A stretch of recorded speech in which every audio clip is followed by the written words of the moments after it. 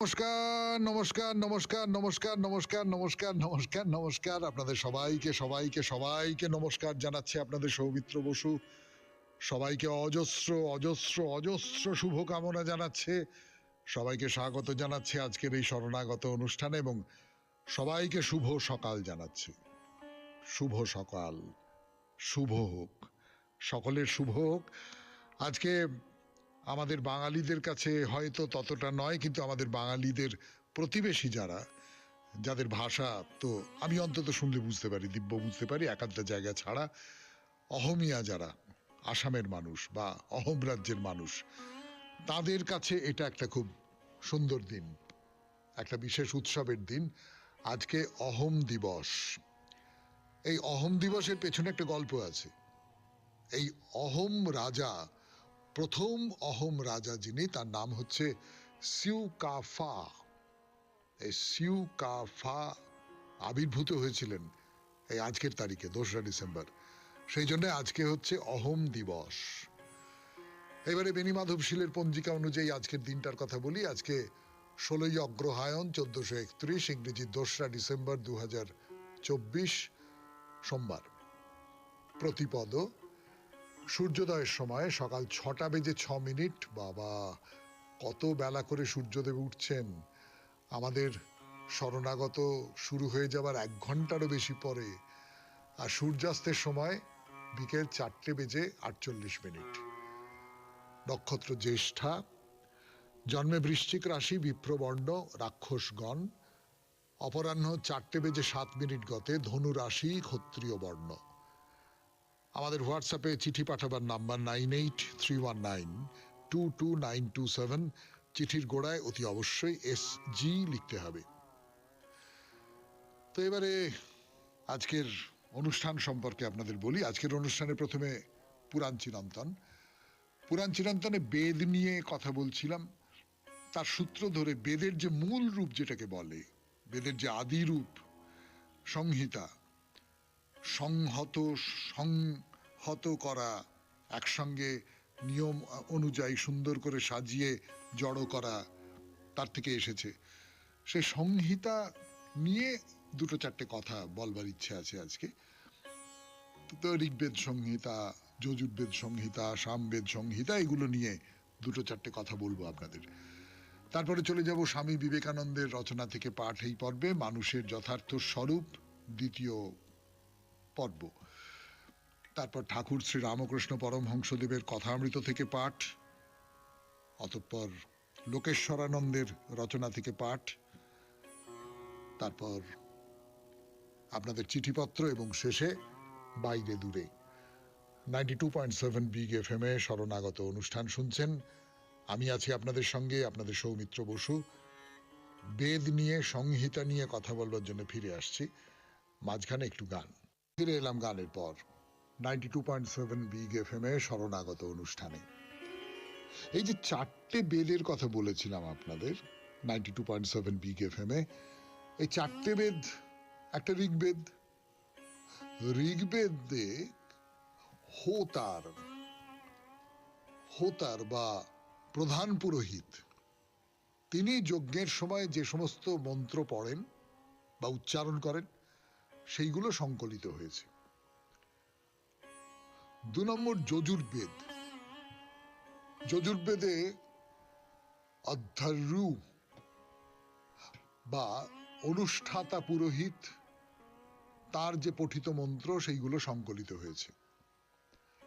3য় সামবেদ অংশে উদ্গাতা বা মন্ত্রপাঠক পুরোহিত, তিনি যে স্তোত্রগুলো গান করছেন, সেই গানগুলো সংকলিত হয়েছে। অথর্ববেদ এদের থেকে বেশ খানিকটা আলাদা। অথর্ববেদ সম্পর্কে বলাই হয় যে অথর্ববেদ পরে এসেছে এবং তার মধ্যে ওই যে তন্ত্রে যেরকম থাকে না, সেই রকম মারণ, উচ্চাটন, বশীকরণ, এই সমস্ত যেসব মন্ত্রতন্ত্র ইত্যাদি ইত্যাদি আছে, সেইগুলো সংকলিত হয়েছে। বুঝতেই পারছেন যে ঋগ্বেদ, যজুর্বেদ এবং সামবেদ, এই 3টে বেদের যে উদাত্ত একটা ভাব, যে ঈশ্বরানুভূতি, যে বিশাল বিশাল এই অনন্ত পৃথিবী, অনন্ত ব্রহ্মাণ্ড, তাকে গ্রহণ করা, তাকে দুহাত বাড়িয়ে নিজের বুকে টেনে নেওয়া এবং তার বুকে চলে যাওয়ার যে মহত্ব, সেই মহত্ব অথর্ববেদে নেই। অথর্ববেদ খুব বেশি করে সংসারী বলেই সে এই সমস্ত কেমন করে কাউকে মারতে হবে, বান মারতে হবে, কেমন করে কাউকে বশীভূত করতে হবে, এই সমস্ত নিয়ে সে মাথা ঘামিয়েছে। কিন্তু সেও বেদের মধ্যে ঢুকে পড়েছে। তার থেকে বুঝতে পারা যায় যে তখনকার দিনের মানুষ তারা কেবল উদাত্তভাবে এই যে বিশাল, এই যে অনন্ত, তার সঙ্গে সংযোগ তৈরি করবার কথাই ভাবতেন না। সাংসারিক ক্ষেত্রেও তারা নানান রকমের রিপুর দ্বারা তাড়িত ছিলেন। তা না হলে তো এই মারণ, উচাটন, এই সমস্ত ব্যাপারগুলো তাদের মন্ত্রের মধ্যে চলে আসার কথা নয়। তো এই যে বেদ, এই বেদটা ভাগ করেছিলেন কে? ভাগ করেছিলেন বেদব্যাস। যে বেদব্যাস, যে ব্যাসদেব মহাভারতকার বলে আমরা জানি, তিনি এই বেদের ভাগটা করেছিলেন। তো আগে বেদ একটাই ছিল, কিন্তু দাপর যুগে যখন দেখা গেল যে মানুষ অনেক কাল ধরে বাঁচছে না, তার আয়ু কমে গেছে, তার গুণপনা কমে গেছে, তার বোধশক্তি কমে গেছে, তখন তিনি বেদকে চারটে, বা যেটা বলা হয় তিনটে, হয় চারটে নয় তিনটে, এইটা নিয়ে একটা তর্ক আছে, এই তিনটে ভাগে ভাগ করেন। এই যে বেদব্যাস নামটা, আসলে তো নাম হচ্ছে ব্যাসদেব। এই বেদব্যাস নামটা কিন্তু ওই ভাগ করবার জন্য, বেদকে যিনি ভাগ করেছেন তিনি হচ্ছেন বেদব্যাস। এই যে ভাগটা করলেন, এই ভাগগুলোকে তিনি আরো নানান শাখায় বিভক্ত করেছিলেন। এইটা হলো একটা কাহিনী। আর একটা কাহিনী বলছে, সেটা ভাগবত পুরাণে আছে। বলছে ত্রেতা যুগের একেবারে সূচনায় রাজা পুরুরবাকে নিয়ে কিন্তু বেদে, ঋগ্বেদে শ্লোক আছে। তো সেই পুরুরবা তিনি আদি বেদকে 3 ভাগে ভাগ করেছিলেন। তো এইবারে আপনাদের বলবো ঋগ্বেদের কথা 92.7 বিগ এফএম এ শরণাগত অনুষ্ঠানে। তার আগে একটু গান শুনে নি। গান শেষ, কথা শুরু, বেদের কথা 92.7 বিগ এফএম এ শরণাগত অনুষ্ঠানে। এই যে 3টে বা 4টে বেদের কথা বললাম, অথর্ববেদকে যদি বাদও দিই তাহলে 3টে বেদের কথা বললাম। এই 3টে বেদের মধ্যে আমরা সকলেই জানি সবচেয়ে পুরনো বেদ হচ্ছে ঋগ্বেদ, এবং খুব গুরুত্বপূর্ণ। এর প্রধান আলোচ্য বিষয় হচ্ছে পরমাত্মা, আত্মা, প্রকৃতি। অর্থাৎ তখনকার দিনের যে আর্য ঋষিরা, তারা তো মানুষের তৈরি যা কিছু, তার তুলনায় প্রকৃতির তৈরি যা কিছু, তার মধ্যে বেশি বাস করতেন। অর্থাৎ একটা কুটির নির্মাণ করেছেন, হয়তো একটা যজ্ঞস্থল আছে, কি এইরকম কিছু আছে নদীর ধারে, গাছপালা, অরণ্য। এই যে গাছপালা, অরণ্য, নদী, সমুদ্র, বিশাল যা কিছু অনন্ত। আপনি যদি অনন্তের মধ্যে এসে দাঁড়ান, তাহলে আপনার ভেতরে এক ধরনের একটা বোধ তৈরি হবে যে আমি কত ক্ষুদ্র, মানুষ কত ক্ষুদ্র। আমার খুব মনে আছে, খুব ছোটবেলায়, একেবারে ব্যক্তিগত একটা গল্প বলি আপনাদের। খুব ছোটবেলায় কিছুদিন, তখন একটু বড় হচ্ছে আর কি, স্কুলে একটু এই ক্লাস 7-8 পড়ছি। খুব গরমের জন্যে বাইরের বারান্দায় শুতাম। তো একদিন অনেক রাত হঠাৎ ঘুম ভেঙে গেল। আমার এরকমটা সাধারণত হতো না, এখনো হয় না। রাত্রির বেলা ঘুম ভেঙে গেছে, ঘুম হচ্ছে না, এরকমটা হয় না। কিন্তু ঘুম ভেঙে গিয়ে দেখলাম মাথার উপরে একটা বিরাট আকাশ, অসংখ্য তারা। আমি না সোজা হয়ে উঠে বসলাম, ভয় করতে লাগলো। এই ভয়টা কি আমি এখনো সেটা অনুভব করতে পারি, যে এত বড় একটা কিছু, তার মধ্যে আমি কতটুকু, আমি কি ছোট। এই যে বোধটা, আমার তুলনায় অনেক বেশি গুণে ক্ষমতাশালী, অনেক বেশি গুণে কবিত্ব শক্তির অধিকারী, অনেক বেশি গুণে অনুভব শক্তির অধিকারী যে সমস্ত ঋষিরা, তারা এই অনন্তের মুখোমুখি হয়েছেন। আজকে মানুষের তৈরি সভ্যতা আমাদের দৃষ্টিকে খুব ছোট করে দিয়েছে, আমাদের চোখ আটকে যায়। তাদের চোখ তো কোথাও আটকে যেত না। ফলে তারা এই যে বৃহৎ অনন্ত, তাকে দেখে তারা যে মন্ত্র উচ্চারণ করছেন, তাদের উপলব্ধির কথা উচ্চারণ করছেন, সেই হলো বেদ। ঋগ্বেদের মধ্যে সেইটা আছে।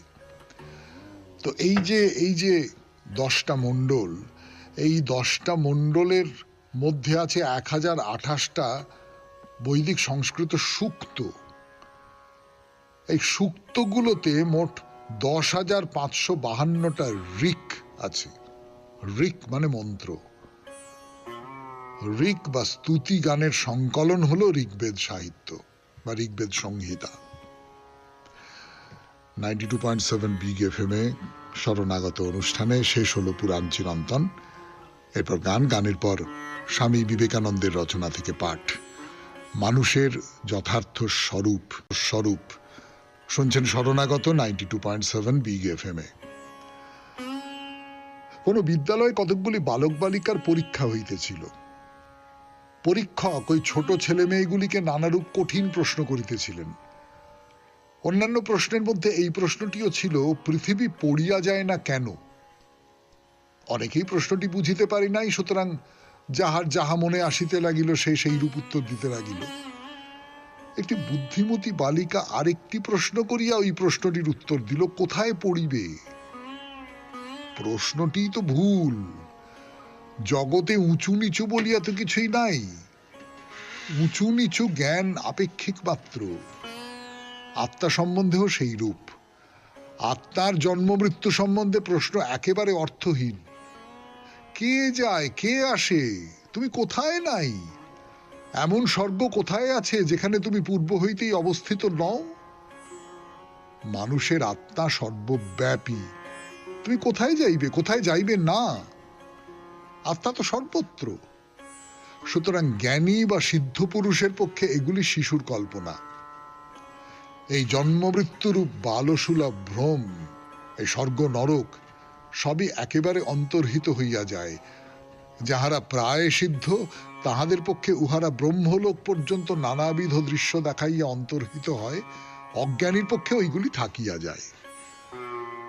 স্বর্গে যাওয়া, মরা, জন্মগ্রহণ করা, পৃথিবীর সকলে এসব কথা বিশ্বাস করে কি করিয়া?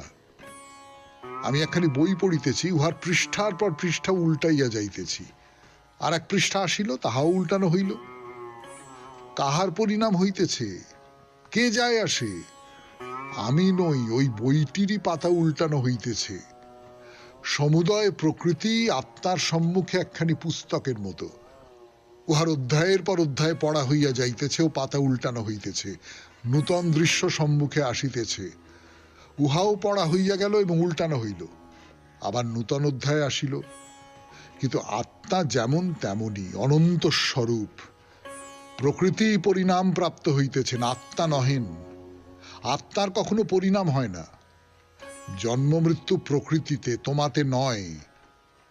তথাপি অজ্ঞেরা ভ্রান্ত হইয়া মনে করে আমরা জন্মাইতেছি, মরিতেছি, প্রকৃতি নয়। যেমন ভ্রান্তিবশত আমরা মনে করি সূর্যই চলিতেছে, পৃথিবী নয়। সুতরাং এসব কিছুই ভ্রান্তি মাত্র। যেমন আমরা ভ্রমবশত রেলগাড়ির পরিবর্তে মাঠকে সচল বলিয়া মনে করি। জন্ম মৃত্যুর ভ্রান্তি ঠিক এই রূপ। যখন মানুষ কোনো বিশেষ ভাবে থাকে, তখন সে ইহাকেই পৃথিবী, সূর্য, চন্দ্র, তারা প্রভৃতি বলিয়া দেখে। আর যাহারা ঐরূপ মনোভাব সম্পন্ন, তাহারাও ঠিক তাহাই দেখে। তোমার আমার মধ্যে বিভিন্ন স্তরে লক্ষ লক্ষ প্রাণী থাকিতে পারে, যাহারা বিভিন্ন প্রকৃতি সম্পন্ন। তাহারাও আমাদিগকে কখনো দেখিবে না, আমরাও তাহাদিগকে কখনো দেখিতে পাইব না। এক প্রকার চিত্তবৃত্তি সম্পন্ন একই লোকে অবস্থিত প্রাণীকেই আমরা দেখিতে পাই। যে যন্ত্রগুলি এক সুরে বাঁধা, সেইগুলির মধ্যে একটি বাজিলেই অন্যগুলি বাজিয়া উঠিবে। শুনলেন স্বামী বিবেকানন্দের রচনা থেকে পাঠ, 92.7 বিগ এফএম-এ শরণাগত অনুষ্ঠানে। এখন গানের পর কথামৃত। কথামৃত থেকে পাঠ, 92.7 বিগ এফএম-এ শরণাগত অনুষ্ঠান শুনছেন। আমি আছি আপনাদের সঙ্গে, আপনাদের সৌমিত্র বসু। এর আগের দিন বলছিলাম যে মিশ্র নামে একজন, পশ্চিমে জন্ম তার, খ্রিশ্চান, অবাঙালি কিন্তু ভারতীয়, ভারতীয় খ্রিশ্চান, তার সঙ্গে ঠাকুর শ্রী রামকৃষ্ণ পরমহংসদেবের কথাবার্তা হচ্ছে। এবং তিনি কিন্তু তার সম্পর্কে যেটা খুব বিশেষ করে বলবার কথা আমার মনে হয়, আমার মন থেকে সরছে না ওই ছবিটা, যে তিনি কোট প্যান্ট পরে আছেন, বিলিতি পোশাক পরে আছেন, কিন্তু তার ভেতরে গেরুয়া কৌপিন, এবং কথা বলতে বলতে, ঠাকুরের সঙ্গে কথা বলতে বলতে, ভক্তরা অন্যরা রয়েছেন তাদের সঙ্গে কথা বলতে বলতে তিনি ওই শার্ট প্যান্ট সমস্ত খুলে ফেললেন। খুলে ফেলে ভেতরের যে গেরুয়া কৌপিনটা সেইটা বেরিয়ে পড়লো, সেইটা নিয়ে বসে তিনি কথাবার্তা বলছেন। তো ঠাকুরের একটা ভাব এসেছিল, সেই ভাবটা আস্তে আস্তে আস্তে আস্তে যখন কমে যাচ্ছে, তখন মিশ্রকে খুব পছন্দ হয়েছে ঠাকুরের, খুব ভালো লেগেছে তার। ঠাকুর সব রকমের মানুষের সঙ্গে কথা বলতে পারতেন না, সব রকমের মানুষের স্পর্শ বিশেষ করে তিনি সহ্য করতে পারতেন না। যারা পাপী, তিনি মনে করতেন যে অসংযত জীবন যাপন করে পাপী, তাদের স্পর্শ তার কাছে একেবারে কাঁকড়া বিছে কামড়ানোর মতন মনে হতো। কিন্তু মিশ্রকে খুব ভালো লেগেছে, মিশ্রের সঙ্গে শেক হ্যান্ড করছেন আর খুব হাসছেন, বলছেন যে তুমি যা চাইছো তা হয়ে যাবে। এই যে তুমি যা চাইছো তা হয়ে যাবে বলছেন কিন্তু একজন খ্রিশ্চানকে, এই কথা তো যিশুর বলার কথা। মাস্টারমশাই লিখছেন এটা, তিনি আর যিশু কি এক? তো মিশ্র হাত জোড় করে বলছেন, আমি সেদিন থেকে মন প্রাণ শরীর সব আপনাকে দিয়েছি, সব। আর ঠাকুর একটা বিভোর হাসি হাসছেন। তো মিশ্র ভক্তদের কাছে তার আগের কথা সব বলছেন। তার দুই ভাই, তারা বিয়ে বাড়ি, সেই বিয়ে বাড়িতে শামিয়ানা চাপা পড়ে দুই ভাই মারা যান। তারপরেই তিনি সন্ন্যাসী হয়ে যান। তারপরেই তার মনে হয় যে সত্যি সত্যি আমাদেরও মনে হতে পারে, আমাদেরও এই ধাক্কাটা লাগে, জীবনের মানে কি? 1 মিনিটের মধ্যে শামিয়ানা চাপা পড়ে দুজন মারা গেল, এর মানে কি? বেঁচে থাকার মানে কি? তাহলে বেঁচে থাকার মানে কি? এই বেঁচে থাকার বাইরে অন্য কিছু আছে কিনা সেইটার খোঁজ করবার জন্য আমাকে বেরিয়ে পড়তে হবে বলে তিনি সন্ন্যাসী হয়ে গেলেন, কোট প্যান্ট পরা সন্ন্যাসী। তো এইসব বলছেন। ঠাকুর ভক্তদের বলছেন যে ওকে যত্ন করো, ওকে যত্ন করো, যত্ন করো ওকে, ও যা চায় তাই দাও। মিশ্র উচ্চ কোটির সাধক, এটা ঠাকুরের মনে হচ্ছে। এবার বলি আপনাদের যে নরেন্দ্র আছেন, ডক্টর সরকার এসছেন, মহেন্দ্র সরকার। তো ডাক্তারকে দেখে ঠাকুর সমাধিস্থ হয়ে গেছেন, খানিকক্ষণ সমাধিস্থ ছিলেন। তারপর ভাবাবেশে বলছেন যে কারণানন্দের পর সচ্চিদানন্দ, কারণের কারণ, আমি বেহুশ হইনি, বেহুশ হইনি। তো ডাক্তার, তিনি তো ঠাকুরকে খুব পছন্দ করেন, তিনি বলছেন না না তুমি খুব হুঁশে আছো। এবার ঠাকুর একটা গান ধরলেন, ঠাকুর খুব ভালো গান গাইতে পারতেন, তো সেই গানের কথা বলবো আপনাদের 92.7 বিগ এফএম এ শরণাগত অনুষ্ঠানে। আপাতত একটু গান শুনি, তারপর ঠাকুরের গানের কথা, আপনাদের খুব পরিচিত গান, ফিরে আসছি। গান গাইছেন ঠাকুর, আপনাদের সবাইকার পরিচিত সেই গান, সুরাপান করি না আমি, সুধা খাই জয় কালী বলে, মন মাতালে মাতাল করে, মদ মাতালে মাতাল বলে,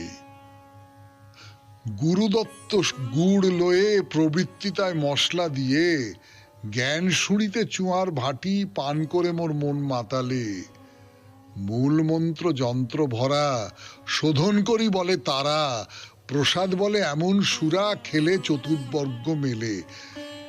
এই গান করছেন ঠাকুর, গান করছেন।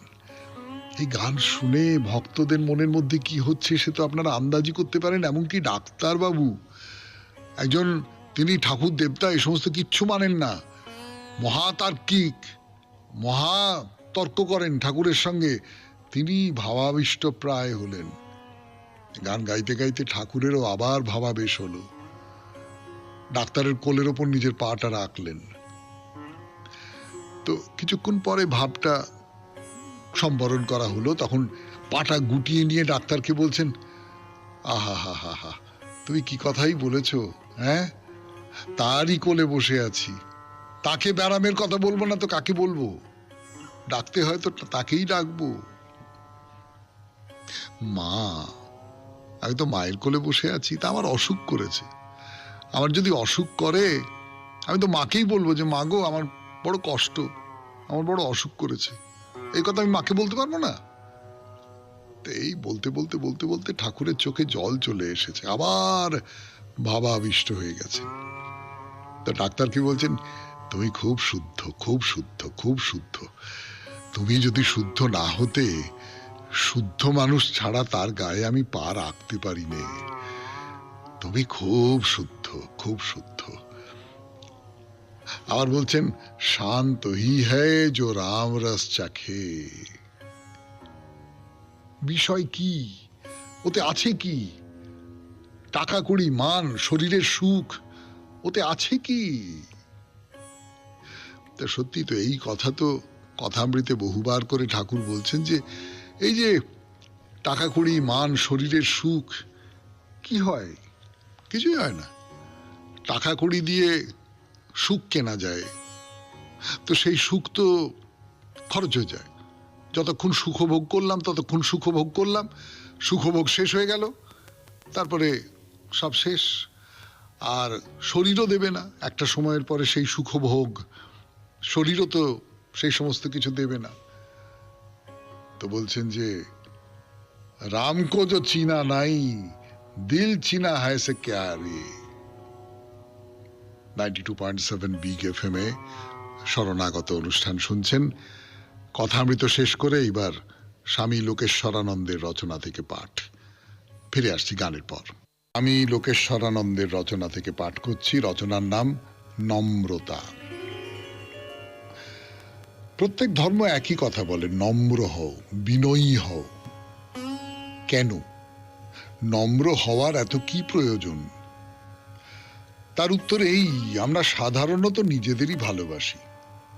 আত্মপ্রীতি নামক এই যে ব্যাধি, এর থেকে দম্ভ, অহংবোধ, আত্মাভিমান ইত্যাদি যাবতীয় উপসর্গের সূত্রপাত।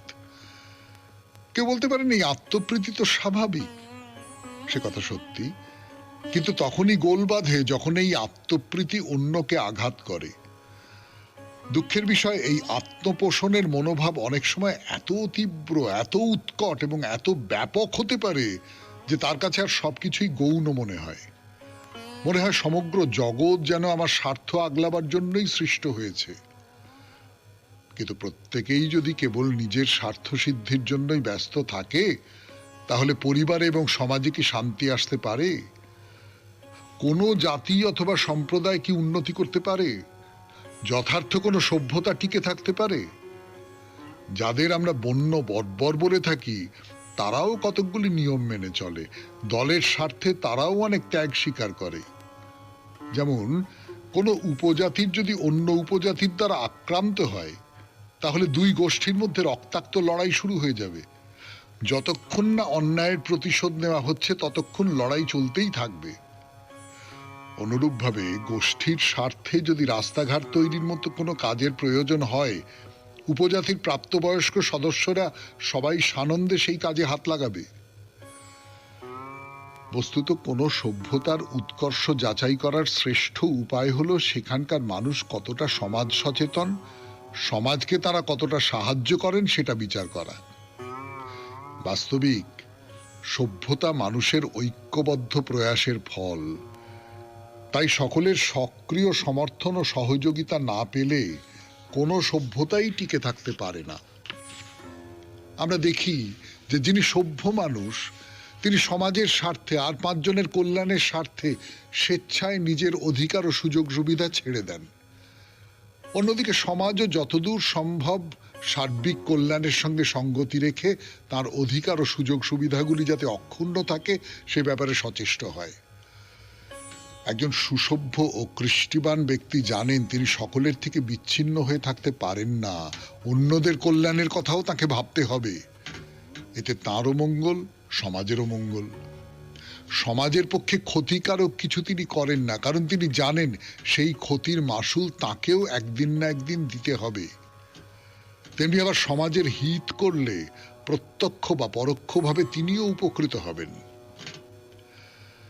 সমাজে মানুষের ভাগ্য পরস্পরের সঙ্গে এমন ঘনিষ্ঠ সম্বন্ধে আবদ্ধ যে নিজেদের স্বার্থেই সকলকে সাহায্য করা উচিত।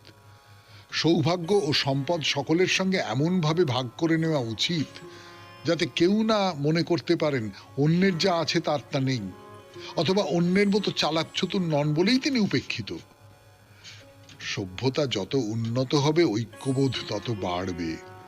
মানুষের প্রতি মানুষের সমবেদনা এবং সমাজের প্রতি দায়িত্ববোধও ক্রমশই বেড়ে যাবে। পরিশেষে এই ঐক্যের চেতনা সমগ্র মানবজাতি তো বটেই, অন্যান্য জীবের প্রতিও সম্প্রসারিত হবে। বেদান্ত মতে এই ঐক্যবোধই জীবনের সর্বোচ্চ প্রাপ্তি। এই ঐক্যবোধ যত বাড়তে থাকবে সেই অনুপাতে আত্মপ্রীতিও কমতে থাকবে। ভদ্র ব্যবহার, শিষ্টতা এবং নম্রতা এই ঐক্যবোধেরই বহিঃপ্রকাশ। আপনি যখন অন্যের সঙ্গে একাত্মবোধ করেন তখন আপনি সদা সতর্ক থাকেন পাছে আপনার আচরণে অন্যেরা আঘাত পান। তখন অন্যে আঘাত পেলে আপনার বুকেই বাজে। তখন আপনি কোনো কিছু নিয়ে দম্ভও করতে পারেন না, কারণ দম্ভ করা মানে অন্যের কাছে নিজের শ্রেষ্ঠত্ব জাহির করা। যখন এই সকলেই স্বরূপত এক, তখন কি করে আপনি অন্যের চেয়ে শ্রেষ্ঠ হতে পারেন? শুনলেন স্বামী লোকেশ্বরানন্দের রচনা থেকে পাঠ। রচনার নাম নম্রতা। এরপর গান, গানের পর চিঠিপত্র। চিঠি লিখেছেন ডক্টর কেশব সিংহ রায়, চন্দন নাগরিক। পুজোর দিনগুলো তার কেমন করে কাটলো সে কথা বলেছেন তিনি। জীবনেই প্রথমবার এইভাবে শারদোৎসব কাটালাম। গত 9ই আগস্ট আরজিকর মেডিকেল কলেজে যে নারকীয় ঘটনা ঘটেছিল তার প্রতিবাদ আন্দোলনে সক্রিয় অংশগ্রহণ করেছিলাম এবং সেই আন্দোলনে এখনো আছি। 2 কন্যার পিতা হিসেবে সবসময় এই প্রশ্ন তাড়া করে ফিরছে, মেয়েটি যদি আমার নিজের মেয়ে হতো। তাই সবসময় মানসিকভাবে তিলোত্তমার বাবা মায়ের পাশে থাকবার চেষ্টা করেছি। আমার প্রাণের প্রিয় ছাত্রছাত্রীদের আন্দোলনে যথাসাধ্য সামিল হয়েছি। তিলোত্তমা নিজের বাড়িতে দুর্গাপুজো চালু করেছিল, আর আজ তার বাড়ির কি অসহনীয় অবস্থা। এরই ফলস্বরূপ এই বছর দুর্গা, লক্ষ্মী, কালী, জগদ্ধাত্রী কোনো পুজোয় মণ্ডপে যায়নি। এমনকি আমার বর্ধমান জেলার গ্রামের বাড়ির পারিবারিক পুজোতেও যায়নি। আমার জীবনে এই ঘটনা বিরলতম। কিন্তু আমাদের মন্দির সম হাসপাতালে নিয়মিত গেছি ও যথাযথ দায়িত্ব পালন করেছি। বিভিন্ন প্রতিষ্ঠানের দুস্থ মানুষ ও বাচ্চাদের পুজোর নতুন জামা কাপড় দানের অনুষ্ঠানে সক্রিয় অংশগ্রহণ করেছি। সেগুলির বিশদ বিবরণ এখানে অরুচিকর এবং নিষ্প্রয়োজন। ঠাকুরের কাছে প্রার্থনা করি তিলোত্তমা যেন সুবিচার পায়, তার বাবা মায়ের মনে একটুও যেন শান্তি ফিরে আসে। পরম পুরুষ শ্রী রামকৃষ্ণদেব বলতেন, ঈশ্বরের ইচ্ছা ছাড়া গাছের একটি পাতাও নড়ে না। সেই ঈশ্বর কি তার অস্তিত্ব প্রমাণ করবেন না? সকলকে শারদ শুভেচ্ছা জানাই।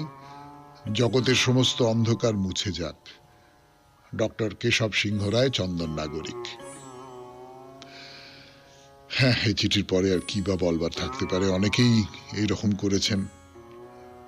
কোনো ঘটনা যেটা বৃহত্তর মানুষের মনে প্রবল ধাক্কা দেয়, সেই রকম একটা ঘটনার সূত্র ধরে পুজোয় কোথাও ডক্টর কেশব সিংহ রায় যাননি, অংশগ্রহণ করেননি। এটা হয়তো অনেককেই প্রতিবাদে অনুপ্রাণিত করবে। এবারে বাইরে দূরে 92.7 বিগ এফএম-এ শুনছেন শরণাগত। রাজস্থানে উদয়পুরের কাছে একটি গ্রাম, সেই গ্রামে আমরা এখন এসেছি অম্বিকা মাতার মন্দির দেখবার জন্যে। সেই মন্দির গর্ভগৃহে প্রবেশ করব এখন। জগৎ গ্রামের এই যে অম্বিকা মাতার মন্দির, কিন্তু প্রবেশ করবার আগে গোটা মন্দিরটা আমরা যা কিছু দেখেছি সেটা প্রায় একটা ভুরি ভোজের মতো আর কি, শিল্পের ভুরি ভোজ এরকম বলতে পারেন। অসাধারণ সমস্ত অলঙ্করণ, অসাধারণ মানে যে কারণে একে মেওয়ারের খাজুরাহো বলা হয়। খাজুরাহো যেমন তার অজস্র অলঙ্করণ পাথরের গায়ে তাই দিয়ে বিখ্যাত, এই মন্দিরটিও তাই। আপনারা যদি কখনো সশরীরে দর্শন করতে চান তাহলে যাবেন। বহু প্রাচীন মন্দির, দশম শতাব্দীতে তৈরি, এবং সেই মন্দির একেবারে দেখবার মতন একটা মন্দির যাকে বলে। তো যাই হোক, আমরা এইবারে তো গর্ভগৃহের ভেতরে প্রবেশ করছি। গর্ভগৃহর গেটটা তো আটকানো। দেবী আয়তনে ছোট, ছোট্ট, এত বড় একটা মন্দির, এত বিখ্যাত একটা মন্দির, বড় না হোক বিখ্যাত তো বটেই। দেবীর আয়তন কিন্তু ছোট, কিন্তু বড় সুন্দর, বড় সুন্দর। আরে ঝকঝক ঝকঝক করছে, দেখলে মন ভালো হয়ে যায়। মানে একেবারে গর্ভগৃহের ভেতরে তো প্রবেশ করতে দেওয়া হবে না, কিন্তু বাইরে থেকে যতটুকু দেখা যায়, যতটুকু দর্শন করা যায়, সুন্দর মূর্তি, সবুজ আর লাল কাপড় দিয়ে সেই মূর্তিকে সাজিয়ে রাখা হয়েছে। আর একটা কথা না বলে পারছি না, এই মন্দিরে তো দেবদেবীদের প্রচুর ছোট ছোট মূর্তি রয়েছে, পুজো করা হয় যে দেবতা এবং দেবীদের, কিন্তু তার বাইরে প্রচুর পরিমাণে আছে সাধারণ মানুষের নানান মূর্তি, এবং বিশেষ করে তখনকার দিনের শিল্পীদের মূর্তি। মানে শিল্প কারিগরেরা বা শিল্পীরাই, শিল্পী তো বলবো, শিল্প কারিগর কেনই বা বলবো, শিল্পীরাই অন্য শিল্পীদের মূর্তি তৈরি করেছেন এবং সেই মূর্তি মানুষের সামনে উপস্থাপিত করছেন। এবং তার মধ্যে গায়ক, বাদক, নর্তক, নানান ধরনের মূর্তি, তাদের নানান ভঙ্গিমা সহ সেইখানে খোদাই করা আছে। মানে একই কথা হয়তো বারবার বলছি, মন্দিরের ভেতরে এমন কোনো জায়গা নেই যেখানে অলঙ্করণ নেই। মানে এমনকি মন্দিরের মধ্যে যেটাকে ওই ওদের ভাষায় বলে স্বচ্ছতা গৃহ, মানে যেটা ইউরিনাল আর কি, সেটাকেও একটা মন্দিরের আকার দেওয়া হয়েছে। হ্যাঁ, এবং সেখানেও সব বাইরে অন্তত অপরূপ সব কারুকার্য করে দেওয়া হয়েছে। এবং আরেকটা মজার জিনিস দেখবেন, সেই মজার জিনিসটার কথা বলবো 92.7 বিগ FM এ শরণাগত অনুষ্ঠানে। তার আগে একটু গান শুনে নি। 92.7 বিগ FM এ শরণাগত অনুষ্ঠানে যে মজার জিনিসটা দেখবার কথা বলছিলাম আপনাদের এক্ষুনি, সেটা হচ্ছে যে মন্দিরের তো একটা অলঙ্করণের দিক রয়েছে, একটা সৌন্দর্যের দিক রয়েছে, সেটা খুব সুন্দর করে সাজানো, কিন্তু প্রয়োজনের যে দিকগুলো, সেই দিকগুলো কিরকম বুদ্ধি করে করে করা হয়েছে এবং তার সঙ্গেও কেমন করে শিল্প সুষমাকে মিশিয়ে দেওয়া হয়েছে, সেটা একটা দেখবার মতন ব্যাপার। কিরকম ধরুন, আপনি মন্দিরের ভেতর থেকে জল বেরিয়ে আসে, তো মানে দেবীকে স্নান করানো হয়, দেবীর পায়ে জল দেওয়া হয়, পাদোদক যাকে বলে, সেই যে জলগুলো, সেই জলগুলো কোথা দিয়ে বেরোবে? রেন পাইপ দিয়ে বেরোবে, একটা পাইপ আছে, সেই পাইপ দিয়ে বেরোবে, এবং সেই পাইপটা যে বেরোচ্ছে, বেরিয়ে একটা জায়গায় জমা হচ্ছে, তাতেও অসাধারণ সমস্ত অলঙ্করণের কাজ। একটা জায়গায়, এই পাইপের কথা বলি, মাটির পাইপ লাগানো আছে, এবং একটা ময়ূর সেই পাইপটাকে ধরে রেখেছে। তো এই রকম করে পুরো মন্দিরটা সাজানো। ধরুন আপনি তো মন্দির দেখতে দেখতে দেখতে দেখতে ক্লান্ত হয়ে পড়েছেন, জল খাবেন, তা আপনাকে যিনি নিয়ে যাচ্ছেন সঙ্গে করে, তিনি বললেন যে ওইখানে জল আছে দেখুন। সেখানে জল খেলেন, একটু হাত পা ছড়িয়ে বিশ্রাম করবার জায়গা। তো এই জল খাবার যে জায়গা, সেটাকেও একটা মন্দিরের চেহারা দেওয়া হয়েছে। থামের গায়ে একটা শিলালিপির কথা বলেছিলাম আপনাদের, তো মন্দিরের ভেতরে সেই শিলালিপিটা রয়েছে, মন্দিরের থামের গায়ে উৎকীর্ণ করা। বাইরেও একটা শিলালেখও আছে। তার থেকে বুঝতে পারা যায় সাবরা বলে একজন মানুষ 1017 সালে এই মন্দিরটা তৈরি করেছিলেন। 1017 সালে। এবারে আসি ছোট্ট একটা মন্দিরের সামনে, তাতে যে খুব অলঙ্করণ আছে তা নয়, তো সেখানে অধিষ্ঠান করছেন মহাদেব। মহাদেব মানে যে কোনো দুর্গা মন্দিরে তাকে তো দেখা যাবেই, আপনারা খুব ভালো করে জানেন। আর প্রচুর মিথুন মূর্তি আছে এই মন্দিরের দেওয়ালের গায়ে, প্রচুর মিথুন মূর্তি। আমাদের কোণারকের সূর্য মন্দিরে যেমন আছে, খাজুরাহে যেমন আছে, সেই রকম প্রচুর নারী পুরুষের যে মিলনের মুহূর্ত, নারী পুরুষের যে শারীরিক সম্পর্কের যে নানান বিভঙ্গ, সেইগুলো সব রয়েছে। তো এইটা কেন সে কথা বলবো, কিন্তু আজকে নয়, আজকে সময় শেষ। আবার আগামী দিনে 92.7 বিগ FM এ শরণাগত অনুষ্ঠানে। আমাদের হোয়াটসঅ্যাপে চিঠি পাঠাবার নাম্বার 9831922927। চিঠির গোড়ায় অতি অবশ্যই SG লিখতে হবে। শেষ হয়ে হইল না শেষ, কবিতা বাকি আছে তো, তাহলে এখন সময় কবিতার। হালকা আমার স্বভাব, মেঘের মতো না হোক গিরি নদীর মতো। আমার মধ্যে হাসির কলরব আজও থামল না।